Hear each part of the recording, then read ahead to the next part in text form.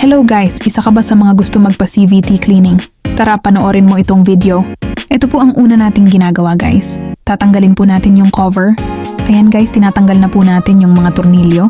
Pagkatapos po natin matanggal yung cover, isusunod naman po natin itong drive face. At ayan, i-check natin yung mga bola. Then itong belt tatanggalin natin kasabay ang clutch lining. Sunod naman po itong clutch lining yan guys. Tinatanggal na po natin ang lock.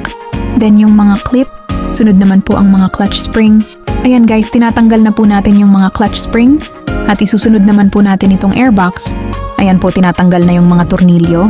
At ito yung kaniyang housing guys. Ang dumi na rin po, kaya lilinisan natin yan.